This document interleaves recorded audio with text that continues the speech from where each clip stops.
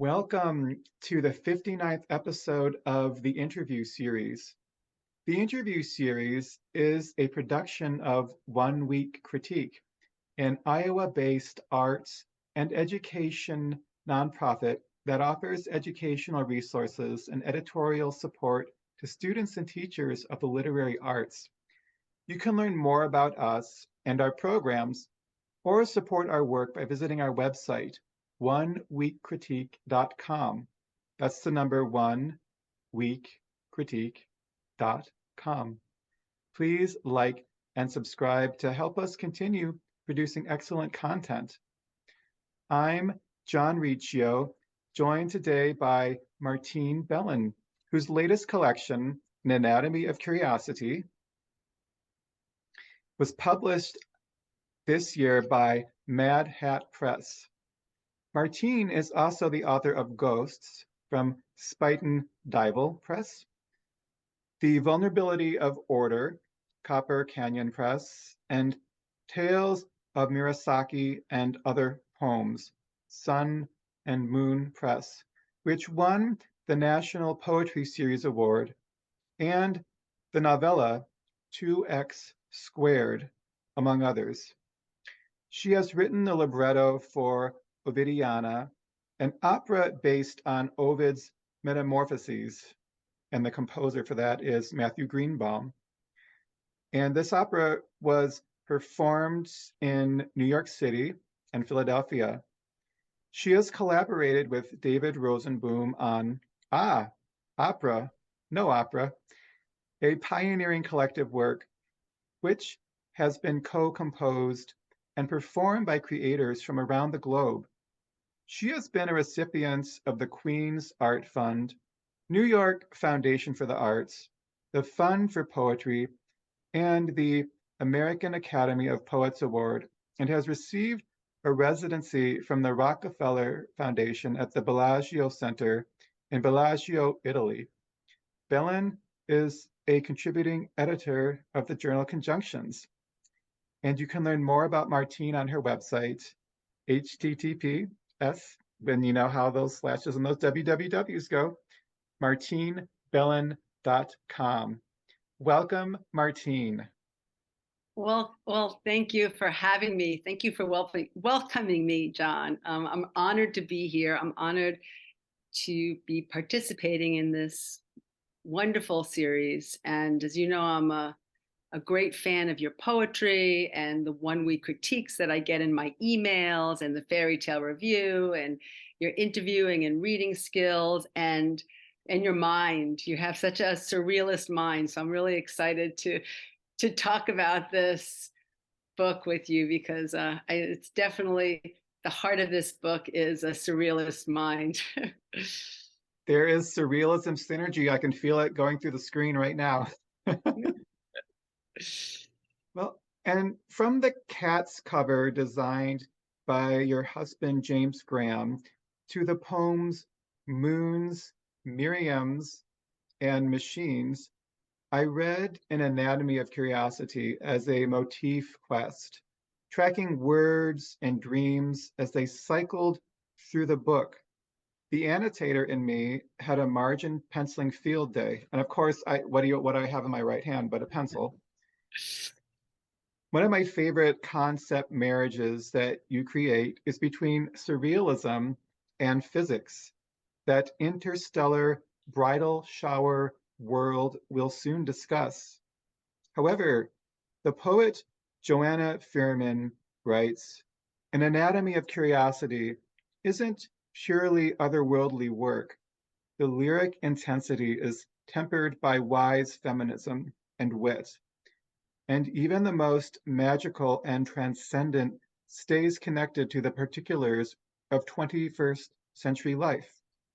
The titular poem is divided into 10 chapters, where theories and models corral such presences as Cupid, Psyche, and skeletal ice ghosts, wending viola strings, their accompaniment. A tercet tells us, the questions appear answered, and yet you cannot complete your study, cannot believe the data. the infinite tug for more.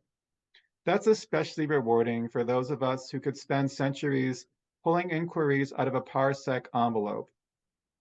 Now, the primary factor that keeps me writing is curiosity.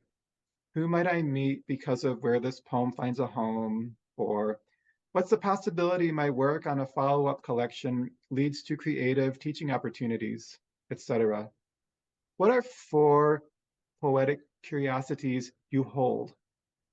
Okay, well, first I have to comment on your that your reading experience of Anatomy of Curiosity is a motif quest, because that was so interesting to me. I thought back to when I was writing 2x squared, and 2x squared is a poet's novella.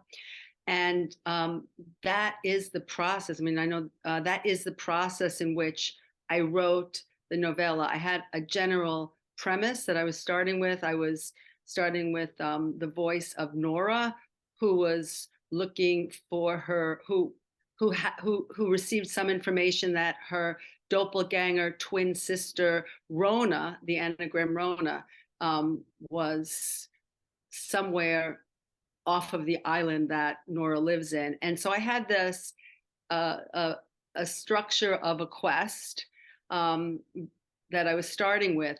But from that point, I was allowing life and the imagery and the motifs that I found in life and in my reading and to guide me in terms of the story. And so the writing of that text was very much a motif quest.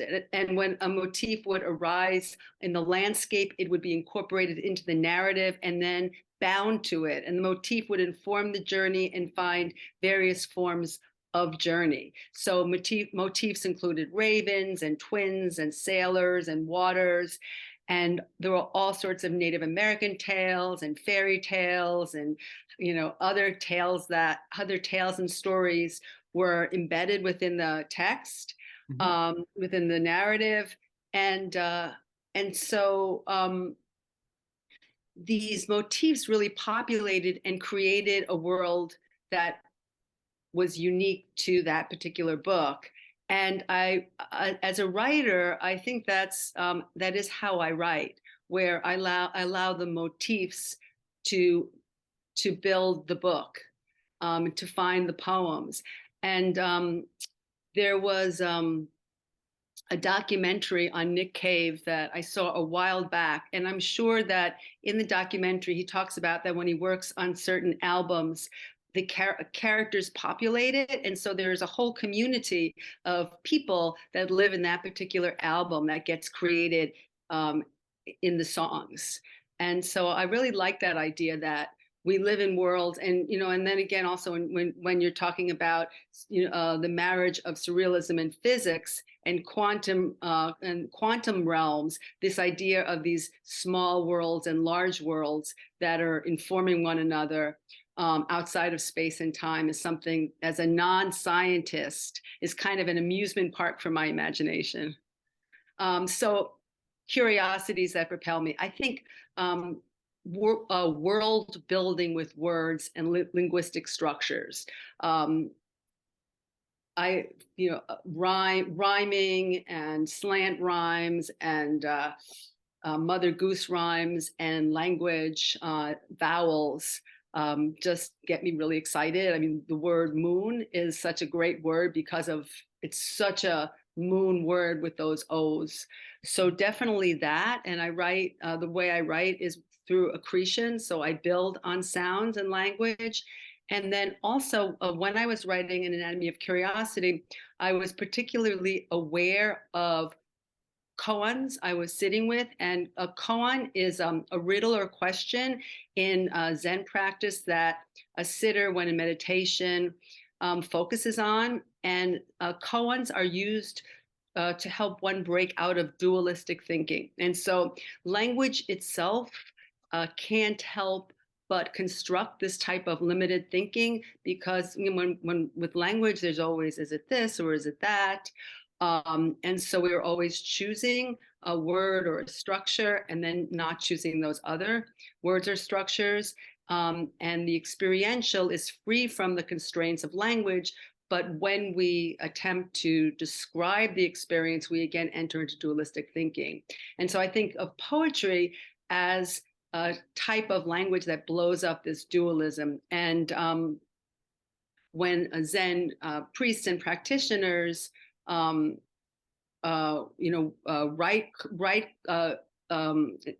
create or collect koans to create anthologies. It's structured first with the koan, then a short commentary, and finally a capping poem, which is the experiential insight. So a curiosity is the answer or the insight of the koan. And so those are the questions that a lot of these poems, these kind of questions and answers that aren't single threads, but hopefully merge into something that's fuller. Those are the questions that I was asking throughout writing this work. And one just last thing is that I had read that John Cage, the way that he practiced his meditation was not through sitting, that he never sat zazen, but it was through his music. So it's it can be the creative process that frees the dualistic concepts. Great. And it's interesting that you bring up John Cage because I think I trained as a classical violist, and I think across the board, every musician can point to that first time in their life where they ever were introduced to this concept of 433. For me, that was my junior year in high school. It was my second roommate because I was at a boarding school at Interlochen Arts Academy, and I had a roommate, Matty Matthews, real name Dave Matthews, but obviously not that Dave Matthews. But he introduced me to 433. He was also talking a lot about Stockhausen. And then I actually saw a piano trio give a performance of 433 in my music history class my freshman year at Oberlin. And it's one of those events you're always going to know exactly where you were when John Cage comes into your life. And it was so cool because I remember the piano trio, the violinist went to cue, the cellist got all finger on the fingerboard, and then there was just the silence. And you just listened to, and it was a 10 o'clock class, so just a lot of maybe gum unwrapping or the student food of choice, little Pop-Tarts coming out of their wrappers. And so that was the atmosphere for that 4 minutes and 33 seconds. And what I also loved about your response, you talked about being not a trained scientist, and I have no scientific background.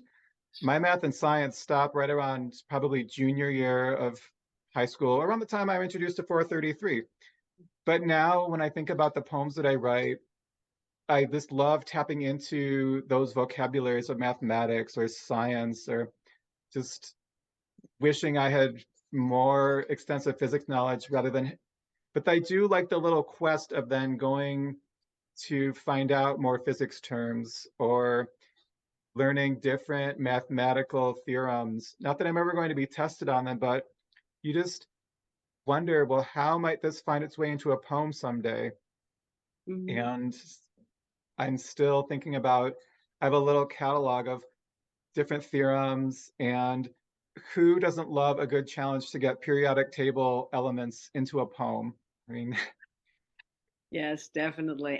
And right now it seems from what we learn just as general audiences about physics, it's so fascinating. And the images from telescopes, I mean, it's which of course are colorized, but the imagination can't help but enjoy thoroughly enjoy all these kind of theories. Yeah. mhm.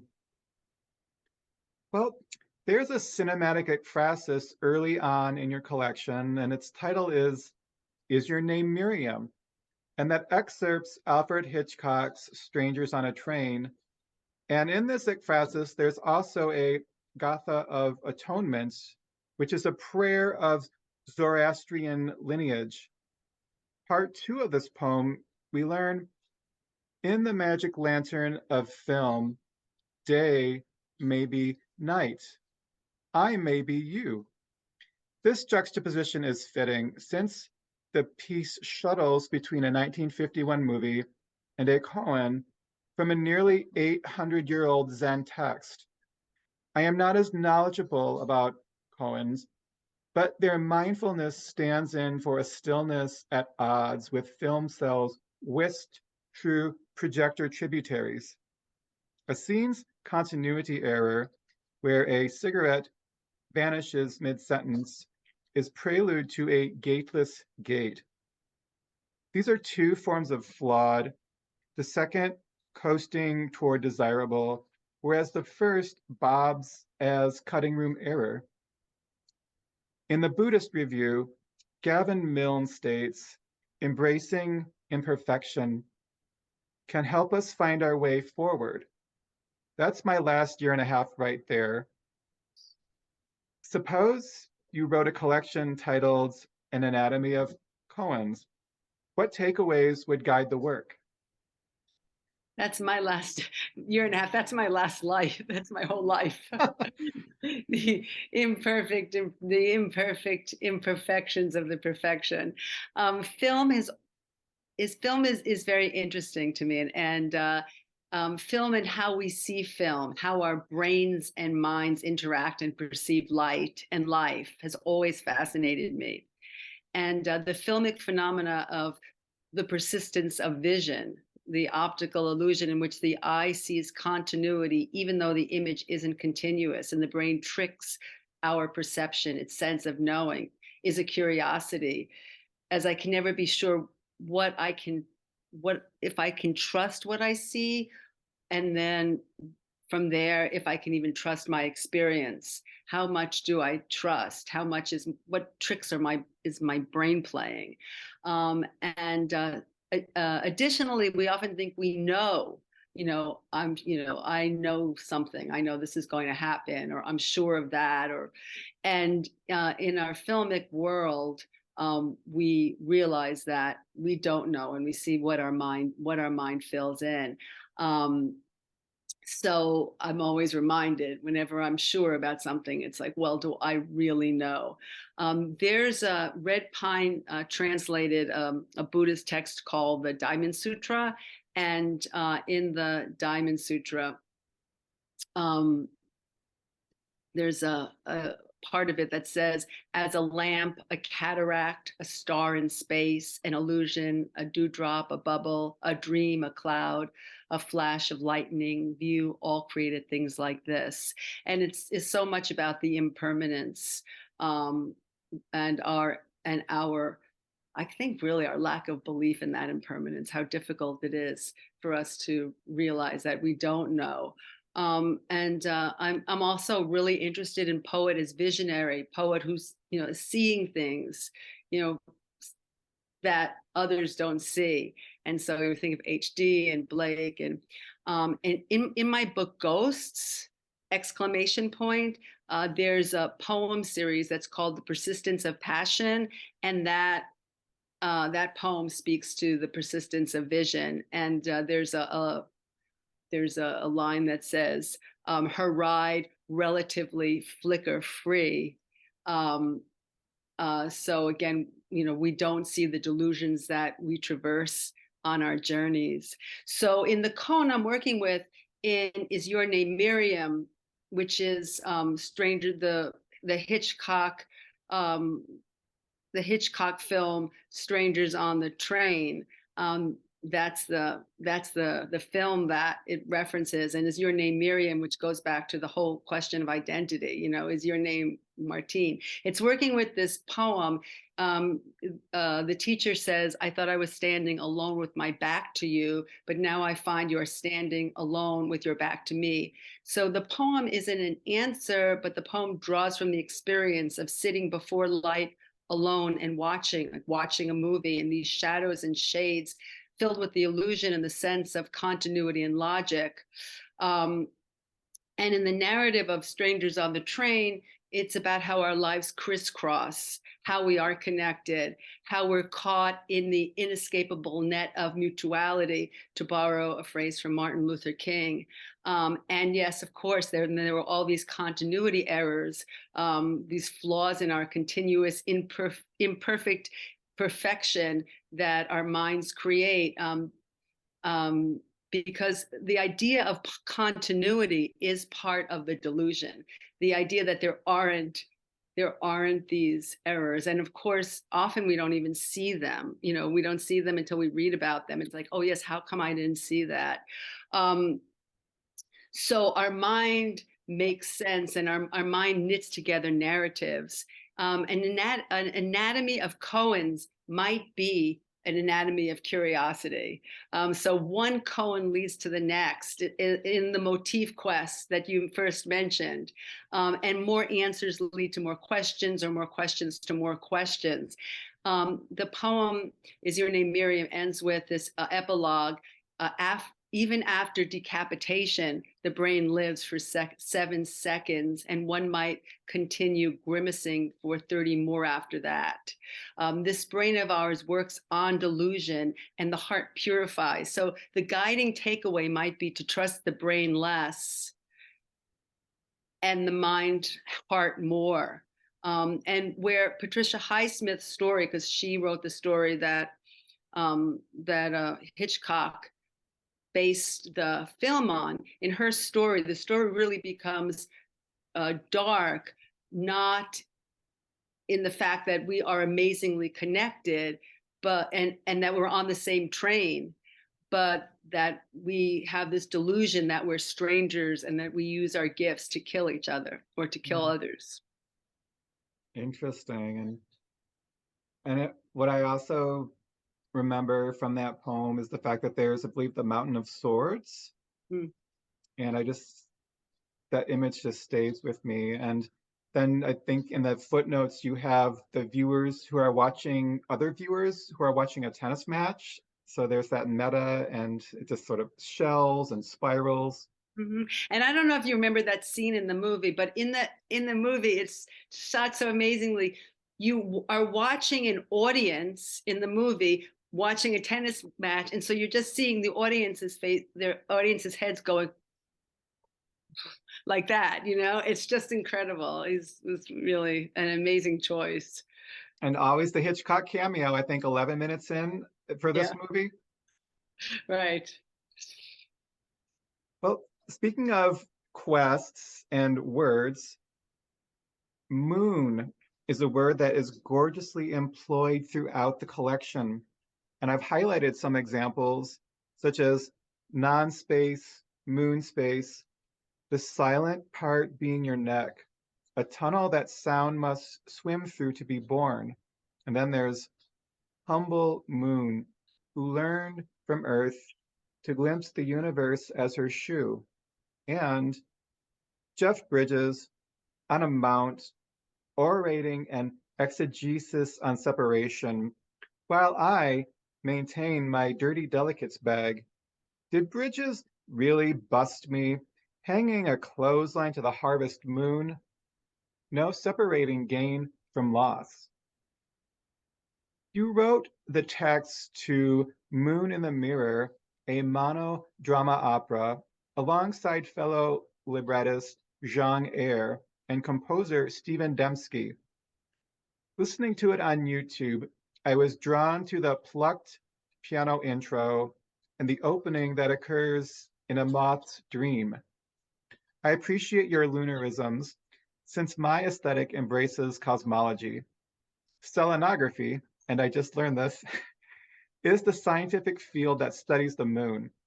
If ever a poet would chair a Seleno seminar, you're it.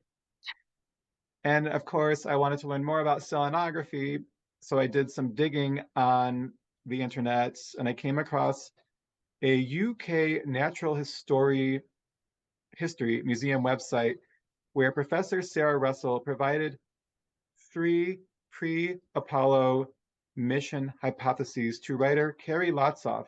And in these hypotheses, she explains capture theory, which suggests that the moon was a wandering body, like an asteroid, that formed elsewhere in the solar system and was captured by Earth's gravity as it passed nearby. In contrast, accretion theory suggested that the moon was created along with Earth at its formation. Finally, according to the fission scenario, Earth had been spinning so fast that some material broke away and began to orbit the planet. What libretti could you see yourself writing on behalf of these outmoded hypotheses? Um, well, I would love to chair this Selena seminar. Um, that I that would be amazing, but I'm a fumbling neophyte when it comes to all of this, so I don't know what that would be like, but boy, that would be fun. And I'd be in a wonderful tradition with poets because I think we love the moon. Moon in the Mirror is based on a Chinese story that every child in China knows, and it's a story about the demigoddess Chang'e, and she escapes her famous hunter husband Yi to fly up to the moon and to live alone. And eventually, Jade Rabbit becomes her companion. Mm. And as a archetype and a figure, she's controversial in that she is seen in a very positive way. That she can be the female archetype of eternal beauty and fertility, and she's an inspiration to poets. But she's a dancer. She doesn't have a voice. That's one of the things that we wanted to give her a voice in the libretto. And but she's also considered disloyal and cunning. She steals the elixir of life. So she's this wonderfully conflicted character, and it was really, and I guess the moon is like that also. That the moon has so much conflict in it, and I think that is, as poets, we do look for places that have conflict. Unlike the prose writer, they look for conflict also, but it's a different type of conflict. I think our conflict is conflict in language and conflict in image, and it's not so much the kind of conflict. It's a different type of conflict, but nevertheless conflict. That I think that the poems come out of that kind of conflict. So when I think in terms of the motif quest, the moon also is connected to the illusion of film, as the night in moonlight offers shadows and light in the dark room that we must sit in and that we dream. So the capture theory, the accretion theory, and the fission scenario. Those are so great. So the libretti would be on the act of writing itself, as those three theories are probably how different types of poets write, or how the same poet might write at different times. So if you read a poem somebody else has written and it's the seed material of something new, that's the capture theory, right? And then if you layer language upon language, building a poem that way, and that's how I often write, that's the accretion theory. And then when one poem evolves into the next, often, let's say, a poetic series, that would be the efficient scenario. So I think we all use those. I think maybe people have a tendency to use one more than the other, but I think as poets that these are our moon writing theories. That's awesome. I love how you went to the craft aspects of it, and one can apply for this type of writing. And it seems like we're always hopping around from these various trinity of modes. And how cool is that? Now I'll be thinking about that the rest of the day when I come back to my drafting in the morning tomorrow. So thank you for that. The daughter narrator in your poem, Mother Hubbard, has moments that are litanies of the damages mothers can do. They chase us in the dark with sticks. They taunt us with our phobias. They pack us in boxes, give us away as gifts. They promise to help and don't. They promise they'll never let us down and do. Then we have this twisty counteractive moment. Mothers are at their best when they are their daughter's world. The piece's fairy tale inferences ping off of Anne Sexton, eventually reaching the line, "She was created to listen, created to watch me die," which I juxtapose with the conclusion of Sexton's The Double Image, mother narrating to daughter, "I, who was never quite sure about being a girl, needed another life, another image to remind me.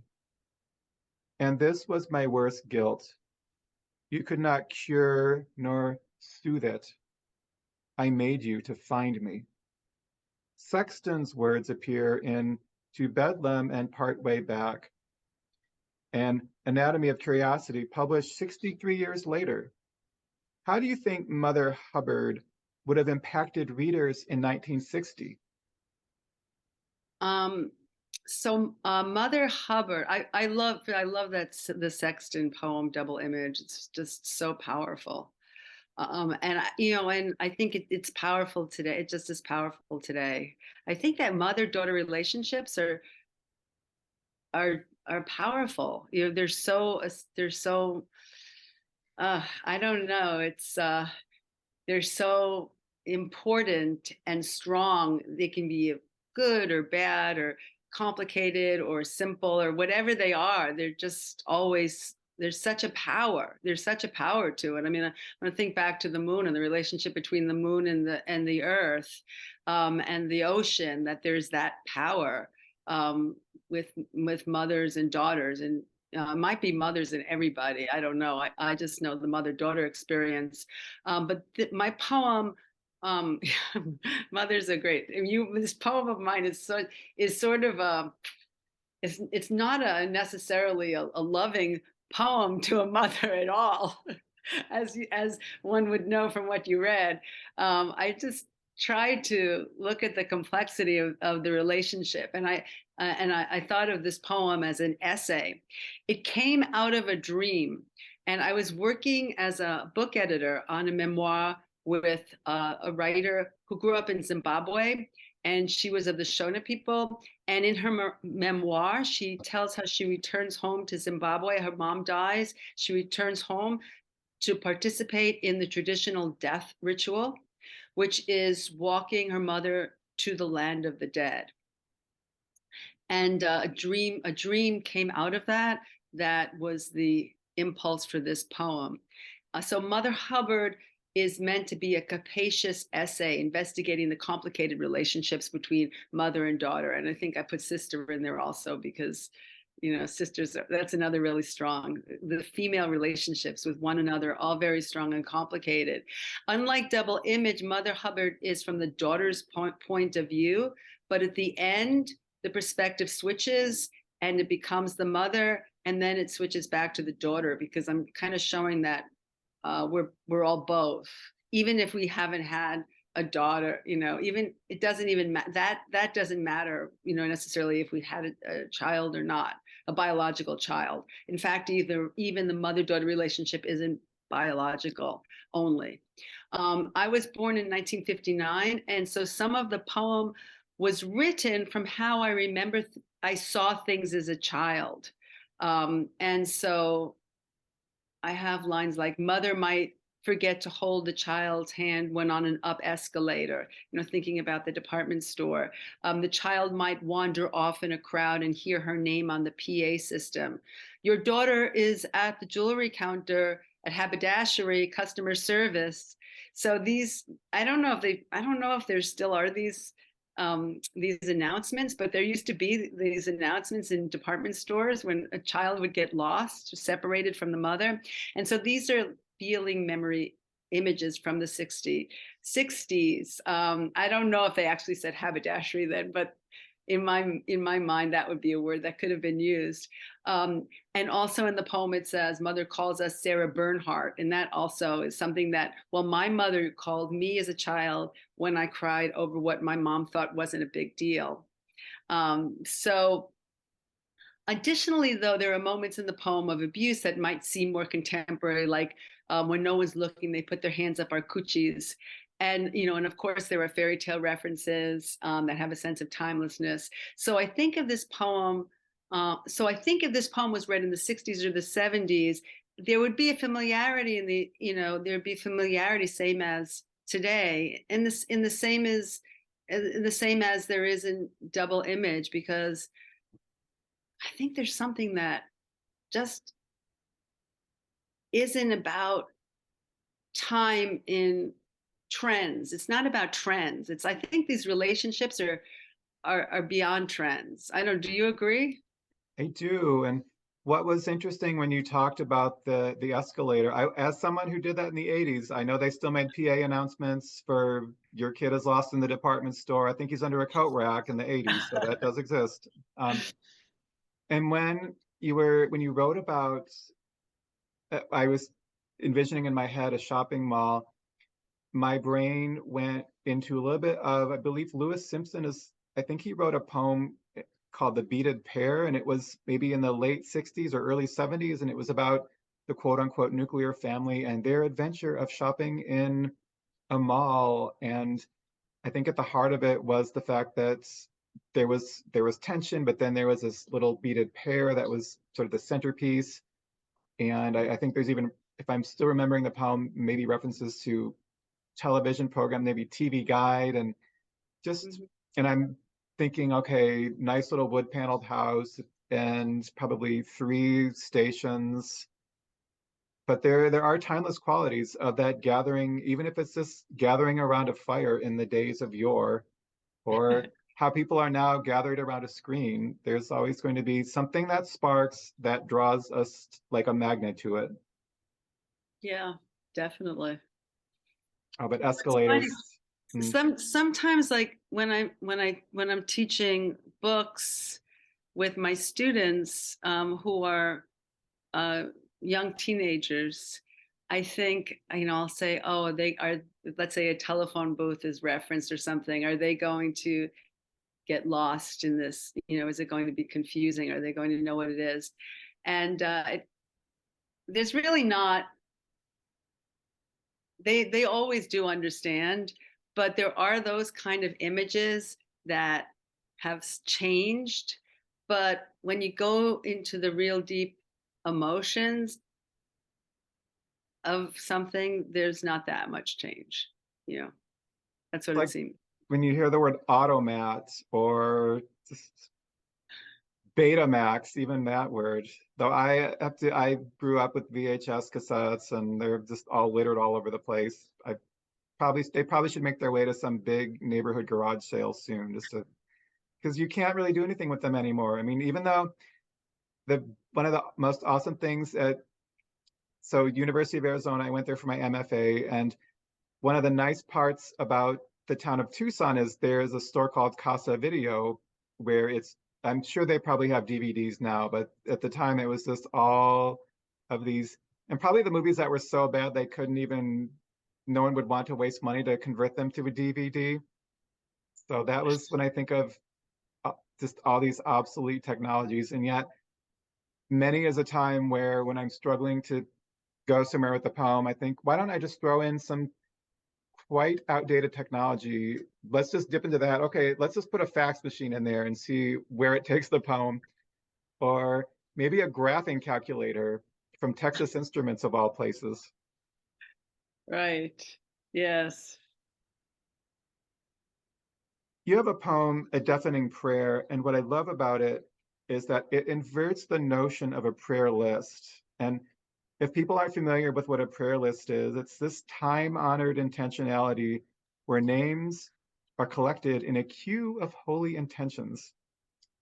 And what you've done instead, you have converted the prayer list into a list of prayers.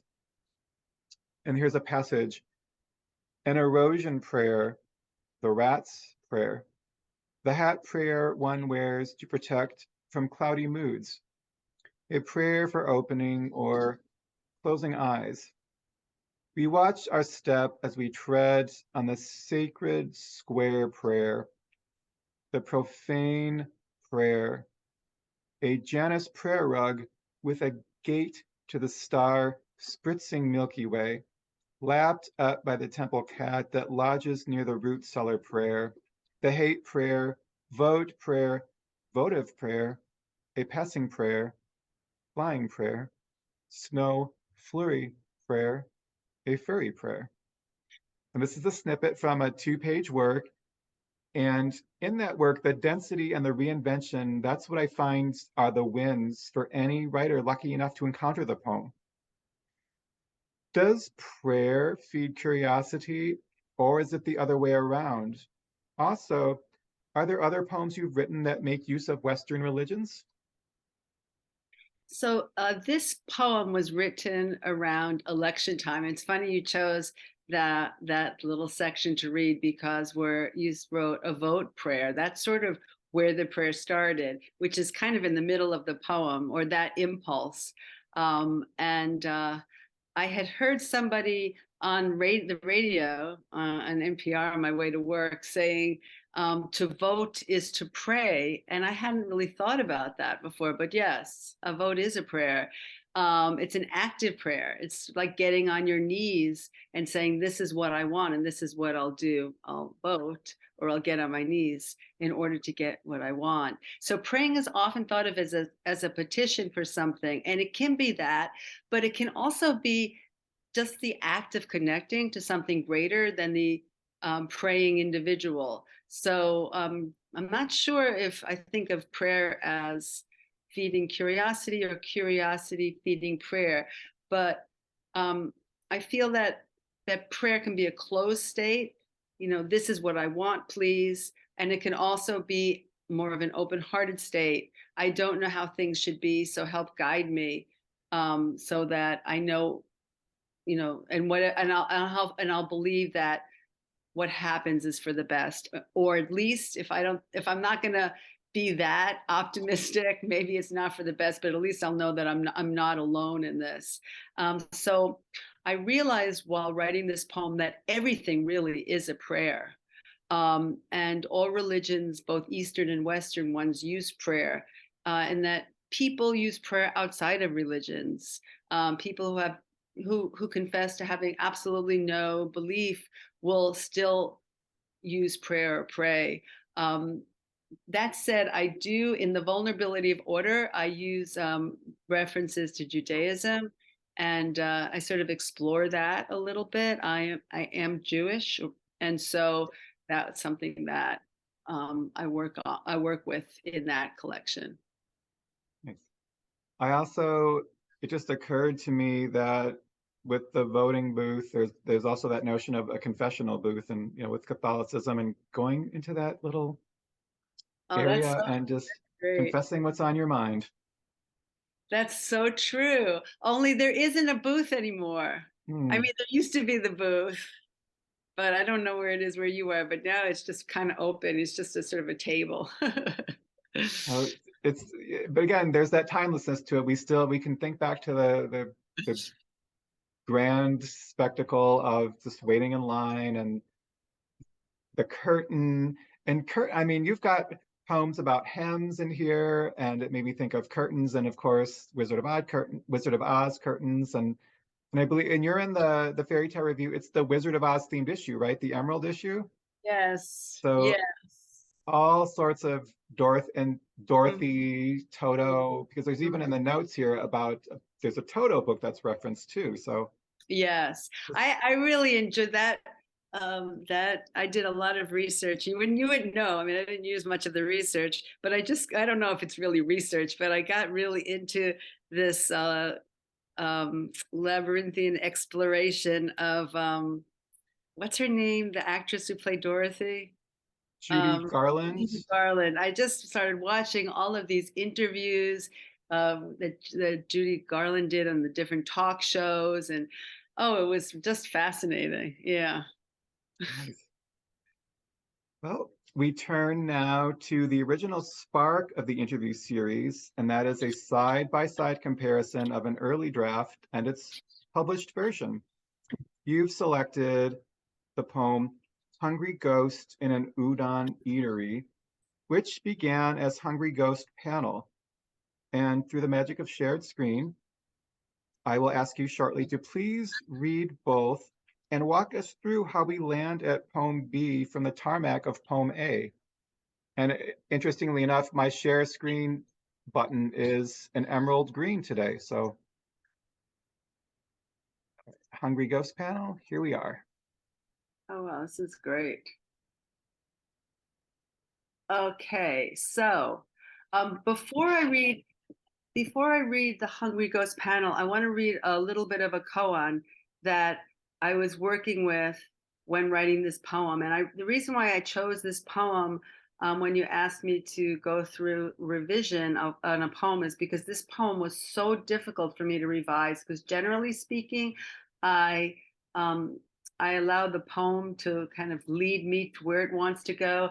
But in this particular poem, I had something that I wanted to happen and it wasn't happening. And so I kept on working and working and trying different endings. And finally, I was happy with the ending. So the koan that I was working with is Kaushan asked a student, "Awakening is like the empty sky. It responds to things the way the moon appears in water. How do you explain this responsiveness?" The student said, "It's like a donkey seeing a well." "That's most of it, but not the whole thing." "What's it like for you?" asked the student. "It's like a well seeing a donkey." So I love that kind of inversion, but also inversion in relationship to responsiveness. So this is a first or early version of Hungry Ghost panel. Oh, let me also just say that I wrote this. The impulse to write this poem also came from I was facilitating the creative writing club remotely from the middle schoolers, and the only one student came to the club. And so I thought, what are we going to do? And so I thought, well, let's write. And so I chose like a handful of images, and I asked him which image he wanted to write on. And this was Anthony Bourdain's manga, Hungry Ghosts. And so there's a randomness to the central image of the poem. So, okay, so I will read it. So the title is Hungry Ghost Panel.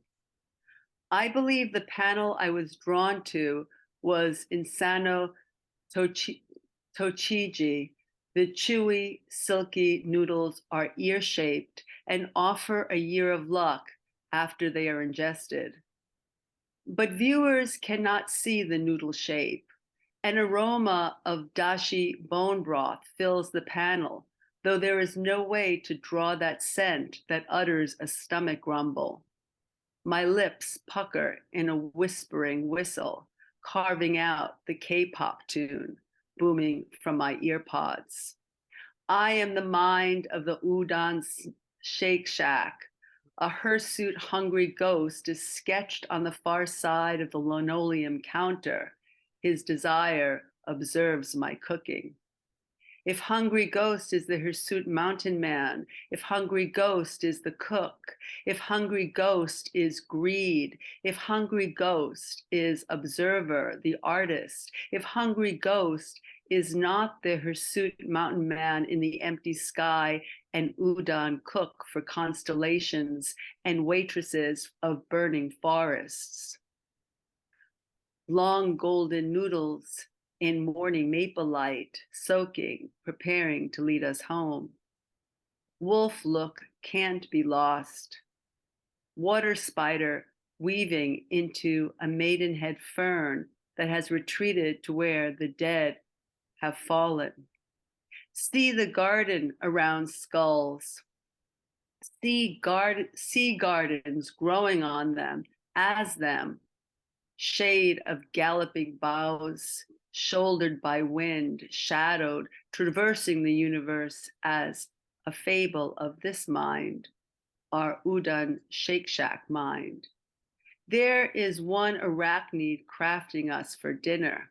I am the shellfish, the meat fat, the wolf look, of the bone soup, seeing the hungry diner.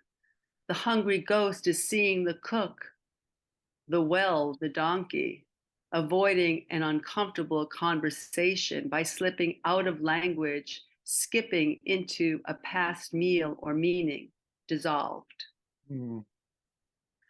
Now we come. Oh, sorry. Oh, I just wanted to say that um, I just wanted to say that in when I one of what I did what I was thinking when I started revising is that I felt as though there was a lot of disjointedness between the voices, and I felt there needed to be more shape and compression. Um, and so I was thinking, I identified two impulses in my draft. One was the hungry ghost impulse, and one was the cook impulse. And so thinking in terms of reciprocity and how um, and how how there's a responsiveness between the cook and the hungry ghost. So that's something that I wanted to weave into the poem. Um, and even though there were two sections, I was hoping that I could create this non-dualistic landscape. So I did create two sections of the poem, and the first quatrain is especially tight, and it's the werewolf howling at the moon. That's and the moon is kind of a superimposed image of an eyeball sea. I guess I think of the moon also as over the water. And I knew that I wanted to end up with the moon looking at the werewolf. And I needed to find a way of doing that didn't feel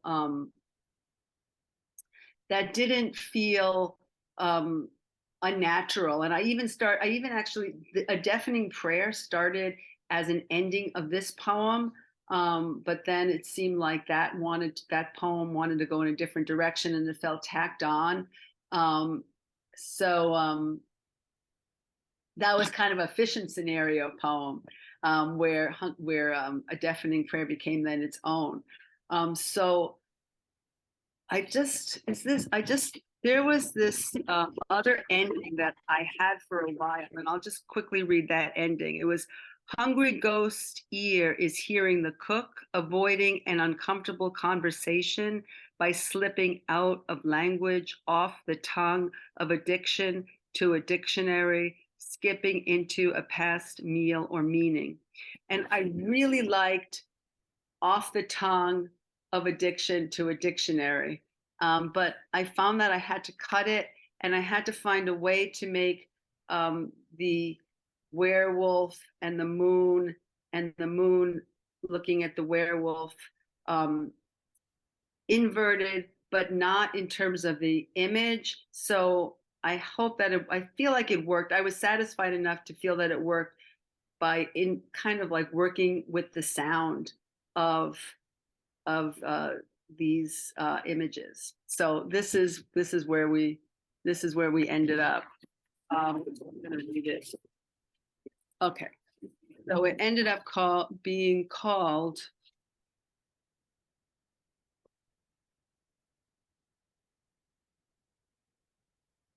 Oh, I don't know. Okay, Hungry Ghost. Oh, I have it actually in my book. I'm going to read it in my book. Okay, Hungry Ghost in an udon eatery. Werewolf howls at the awakening wolf moon, rippling and responsive in an eyeball-sized sea. Hirsute hungry, chewy, silky noodle ghost. As witness, waitress, watering mouth or well, salivating stimulus, adumbrated dreamer. If hungry ghost is not hirsute mountain man in the empty sky, with an empty stomach grumbling over the aroma of dashi bone broth ocean and the udon chef breath of the cook for constellations, Sirius in Canis Major with no apostat, the starving seven sisters of Pleiades, not the witches of burning forests and weeping bears, and a teeny barred owl. 2. Traversing the universe as a fable of this mind, our udon Shake Shack mind. There's an arachnid crafting us dinner. We are the shellfish, the meat fat, the wolf look, the bone soup, seeing the hungry diner. Is the diner eating the deer or the deer eating dinner? Hungry ghost ear is hearing the cook avoiding an uncomfortable conversation by slipping out of language, off the tongue of spitting waves into primordial soupy matter, drained sand from dilating tidal force currents, devoured by ferocious nocturnal devotion. Nice. And hearing you read it out loud, it especially drove home that line, Dashi bone broth ocean, the SH in Dashi and the CEA in ocean, and chef breath of the cook for constellations. That's remarkable. I would love to meet that kind of a chef who every night their gig, all they have to do is just make they have to satiate Cassiopeia and Pegasus and the Big Dipper and all those other constellations that I should have paid more attention to in 10th grade science class. But Canis Major, you can't go wrong. I mean, just imagine Right, what kind of a banquet you could have with that. Very right. cool. That's funny. Yeah, I enjoyed it. There's the humor. I mean, I think in my poetry there's always humor. I feel that the humor is close, is very close to the surface in the sound of the poems. Hmm. Well, it's interesting because in that first draft, you have some prose at the beginning, and now we'll spend some time on your prose poem, The Dog Doctor, which begins, the dog was oyster gray, a labradoodle with purple eyes, and what a surprise when he turned into my doctor, pressed his hanging ear to my heart, sniffed, then licked my wrist. Your pulse is slow. Let me see your tongue. He said in a dialect of dog that I understood. And I think we talked before the interview about mutual love of dogs, and I've just always been a dog person. I had a dachshund, Oscar, for 15 years. So right away, I just clicked with this poem. And most of the time with Oscar, I swear we were Berlitzed at the hip, understood each other, his dialect of dog, my dialect of human, simpatico, simpatico to the Alpo end. Your penultimate paragraph makes me think of Frank O'Hara's poem, A True Account of Talking to the Sun at Fire Island. In it, you write, I looked down and a giant hound was howling, and I was the moon, helping a drunken poet with his verse, though he kept falling asleep mid-line, and when he'd awaken, he'd shake his fist at me, curse me for my laziness and light, though I was Dickinson's beryl stone beauty with never parting lips of amber. My secrets would not be shared with a numbskull. To Frank, the sun says, frankly, I wanted to tell you I like your poetry. I see a lot on my rounds, and you're okay. You may not be the greatest thing on earth, but you're different. Now, I've heard some say you're crazy, they being excessively calm themselves to my mind, and other crazy poets think that you're a boring reactionary. Not me. Just keep on like I do and pay no attention. You'll find that people always will complain about the atmosphere, either too hot or too cold, too bright or too dark, days too short or too long. If you don't appear at all one day, they think you're lazy or dead. Just keep right on. I like it. Who wouldn't want reassurance from a star 4.5 billion years old with a surface temperature of 10,000 degrees Fahrenheit? When I Googled, do stars make noise, just to see if these moons and suns can really talk to us, and we're just not on the right frequency yet, this was not the most productive of searches because it only brings up 4,290 hits. And of course, the first one is a Washington Post article that was behind a paywall. So there goes my whole theory of really getting the inside expertise about can these stars hum and do these great little sound tricks that we like to imitate as poets. But if you shift it from stars to do planets hum, that jostled up a meaty 6.7 million. And it led to a website, the Earth's most mysterious hums ranked. It included humming giraffes, the upsweep, and the bioduck. If we restore Pluto to the list, we are back to 9 planets in our solar system, or that's as many books as you've published. Which of your collections would you consider the most Earth-like? And which is the most galaxy adaptable? I love these lists of stars and sounds, and the Frank O'Hara poem is amazing. Um, uh, my first collection, Places People Dare Not Enter, is really an Earth book, and in fact, the image in the front of the book was my niece, my niece, a sonogram of my niece. And it's not only an Earth book, but it's like a subterranean book. And I was originally going to title it Terra Incognito. And someone suggested I don't, and I think this was a better title. But there's a John Dryden epigraph that it starts with. It's but in masquerade, there's nothing to be known. She's all terra incognito. And so the poem, and there's this poem called "The Stillbound" in it, and the first line is, "Lay thee down, the dwarf from under earth. A moon may climb the darkest side, and we will reach in memory as chasms can." So there we go. We go from the inner earth to the moon, which is right where we are now, right? And when I was working on my last collection, This Amazing Cage of Light, which is new and collected, I really saw that the themes of all of my work are constantly revisited and re-explored, and they're there, throughout all of the work. But I really started out in Terra Incognito with Places People Dare Not Enter, and I would say that a galaxy adaptable book would be an Anatomy of Curiosity.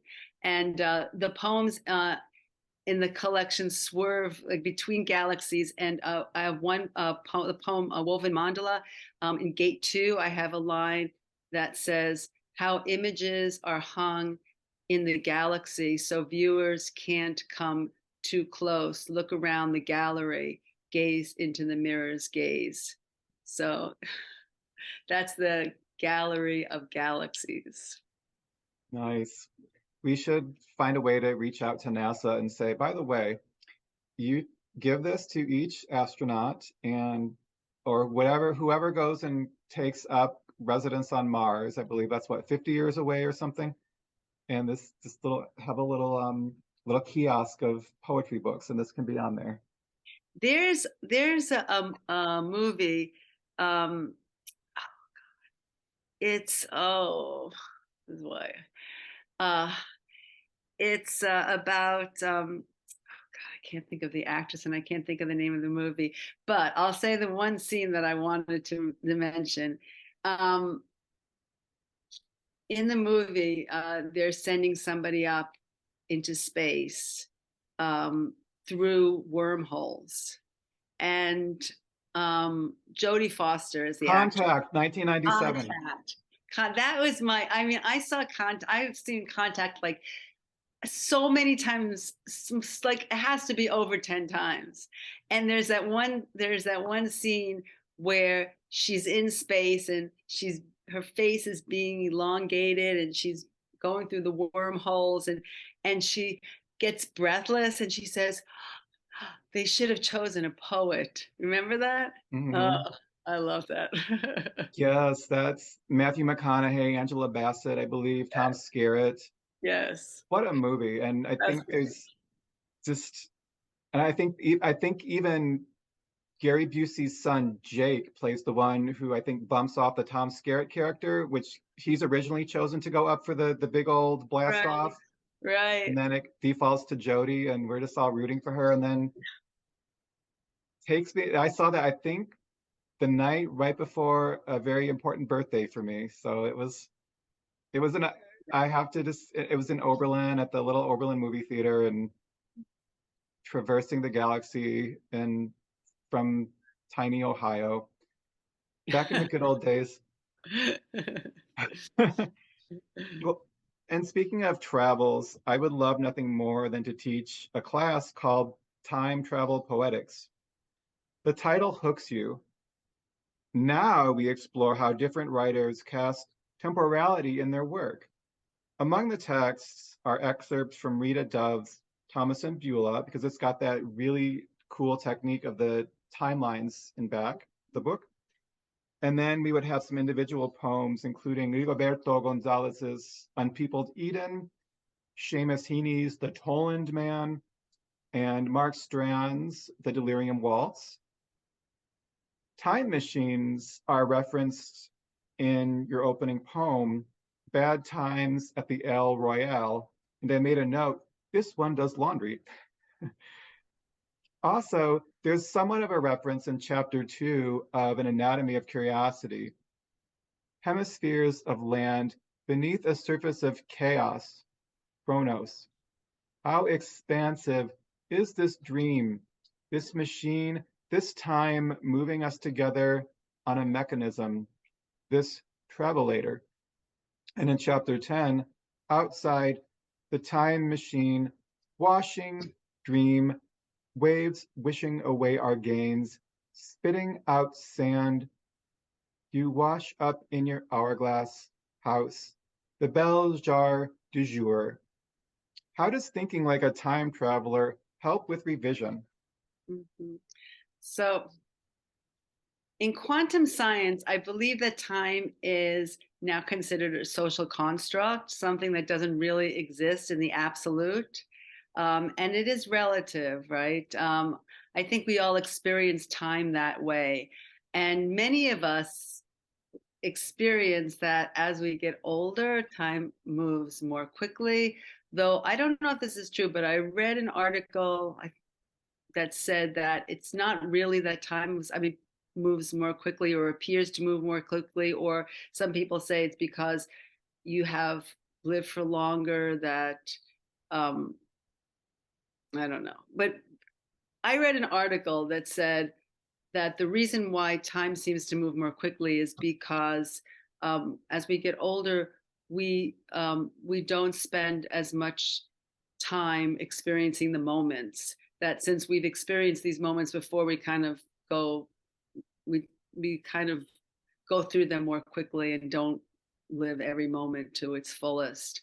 I don't know if this is true, but that's what I read. But um, but we obviously pretend that we have a notion about how much time we have left in our story, in our poem, and we have no idea about that. So time is this mystery. It's hard to identify how it moves or if it's there. Um, and for me, revision and writing aren't so separate. So even my first draft can feel like a revision, like I'm re-seeing a text I saw or wrote earlier, or that someone else wrote, either me or another you. I mean, a fun prompt is to revise somebody else's poem, to have two people working together, you and your buddy revising a poem and coming up with two different poems. So and then there's also memory, which also has to do with revision and time and how we remember things, how we recall things. And memory is a field like time that I'm very curious about. And elderly people who have lost their memories or live more in memory than in life are like, really I mean, it's really amazing because you ask, who is that person? People who you know so well or you knew so well, they seem to change when their memory changes. And is that really true, or is that just a way of perceiving or judgments that we make? So, like a time traveler, my poems incorporate, though, memory and history and projected futuristic experiences or imaginings. And in my poem, Quantum Jump, from this collection, it states the year is 33 CE, and a few lines later it says the year is 2020. So, as a time traveler poet, I can incorporate all times in a single poem. I don't feel I don't feel really restricted by this linear concept of time. So the poem itself isn't a timeline, but the opposite, the way that I see it. Maybe like our minds, aren't timelines, and how they're multidimensional. So maybe the poem is a time muddle, which kind of seems more accurate in 2023 than a straight line. And since writing isn't linear and revision isn't linear, then the way that I see myself as a time traveler, revisionist, reviser is also not linear. And and it just allows me to pull more in to the poem. I like that. And I was actually thinking a few days ago, we call it our CV, curriculum vitae, and that does mean it's a living thing. So what that helped me come to terms with was some of these earlier poems that are on the CV that need revision in ways that now I'm able to, okay, let's look at poems from 2014 or 2015 and from the 2023 writer that I am. And so I think I'm more forgiving of some of those less than stellar poems that somehow found their ways into being published, because everything leads you to the next area of your growth as an artist. And that's the beauty of having this living document, that you do go back when it's time to look at how they can become stronger, to be in better dialogue for a collection. And that's my little time traveler spiel. Mm-hmm. And but nothing would be more awesome than just to meet a time traveler who happens to be a poet. And who knows, maybe we've already met them. Maybe they're just keeping it a little bit more secretive, and we'll find out, who knows, 10 years down the line or something. Maybe it's us and we don't know. Now that would be, maybe this conversation actually is taking place on 5/25/2093, when Zoom still exists, right? We've just been converted into Zoom pixels. That's the next step of our evolution. Well, we turn to lines from your poem, The Late Show.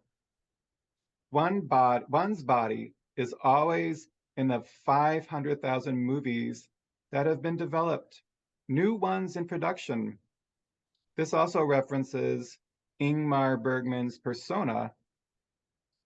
And I'm coupling this then with the earlier Hitchcock allusions that all solidifies the collection's filmic sprinklings. There's also some post-apocalyptic survivor movies I believe it's in The Late Show. The Omega Man, I'm like, yeah, Charlton Heston, early 1970s. And I think Outbreak. And Mm-hmm. now, should job openings in the lost movie historian industry open up, I would apply. So you've got the Celano chair, and I'll just go do the lost movie historian industry. And of course, my top need to find of the missing movies would have to be Lon Chaney Sr.'s London After Midnight, 1927, which is this vampire. And there are stills that are all over the place, but there's just not that, we can't find the canister with the movie. The same goes for F.W. Murnau's Four Devils, because he being Nosferatu, but this now is in 1928 with the Four Devils, and I would say it's ground zero for circus noir. And that leads us to your poem, The Habitable Zones, because it loans metaphysics to the big top. We call this our beginningless, endless circus. We call this our poly-infinity, multi-eternity. We call ourselves lone loom threads in a singular untangling universe, every which way patterns. We tingle perpetually, so circuitous are we, plugged into a socket that commutes, communes, computes. Could you read us the last paragraph of this poem? Yes. Okay. So, but we have come to understand this tale is beyond the telling of a single maggot, that its interruption would obliterate sound itself, shattered light crafting the holocaust of atmospheres, our inheritance chained to poly-infinite power grids, matrices, and blueprints for star banks and lexicons, concepts and kinetics, godscopes and gyroscopes, farther and farther and farther past others and more mothers, not sequential but circuits, a charged, changing circus of beyonds. Bravo. This poem, it looks at the continuity of story. And in keeping with our discussion, we are not a single author, but we are all revising the poem together. Mm. Well, I'm curious because in addition to cosmography, I guess if there's a study of circuses, maybe it's called circusography or circusology. Maybe we'll coin the term today. I am in training to become a circusologist. And this poem would be part of my dissertation. The, and I would sing its praises from here and in 2093 and on every single Zoomtopia is probably what we're headed towards. Zoomtopia. Now, which artists, musicians, choreographers, and writers would you recruit to ringmaster this circus of beyonds? Okay, so the artist I would recruit is Yayoi Kusama with her polka dot life forms and infinity rooms. And the musician would be Philip Glass, and specifically his piece Metamorphosis. And then for dance, Buto. And for literature, for poetry, it would Mimi Bersenberg's A Treatise on Stars. I love that book. And then also we'll do Ovid's Metamorphosis. And maybe we have to put in Emily Dickinson because she's, she's definitely some a moonlight in our lives. Definitely. And I like that you mentioned May's book. I read that right when it came out around 2020, and it was one of those, just as we know where we are when we hear about John Cage, it seems as if we're asked ever to talk about the books we read during the pandemic, I think poets will have no problem just going into automatic recall of I read this during this month and this phase. And so that would have been mid to late fall of 2020. And I was just so taken with that collection.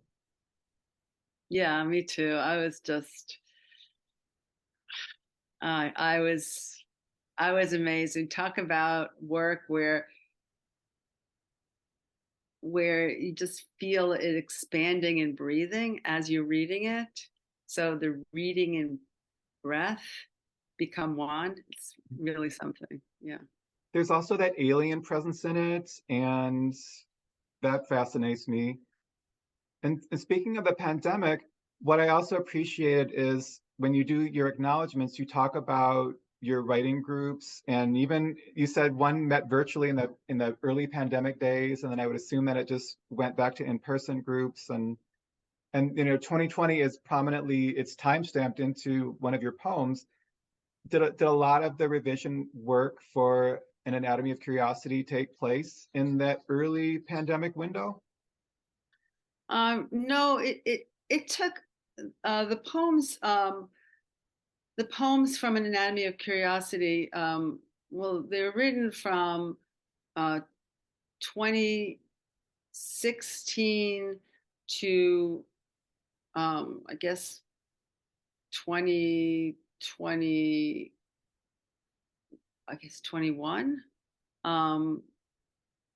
maybe 22. I don't, maybe, no, I guess 22 is too late. It had to have been took some time, a little time for production, but not that much. So the work was written in a long space of time, and then the revision was kind of constant. I go back and I revise. In fact, actually, when I was working on This Amazing Cage of Light, even though it was a collection with poems from a number of different books, I revised I revised as I went along. I've heard poets say, "No, I can't revise the selected, books, poems from years ago," but I had to revise. I just couldn't help it. I think that it just happens. Like, I guess it happens, and why not? We're allowed. Oh, definitely. That's if I get to that stage, I'm going back to those earlier poems, and it's the C and it's the V and the CV. Come on, that's Exactly. my new little soapbox here. They're all living documents. We're living documents. So definitely our poems are living documents. Yeah. It's reassuring, and who knows? By the time also with time travel, I mean, I could probably go back to 2014 and just flip around a few words here, take out this, and it's in a better shape already. Well, thank you so much for your time and words, Martine. I'm grateful for these poems, and now that I have a newfound knowledge of Mad Hat Press, what made them ideal stewards for your curiosity?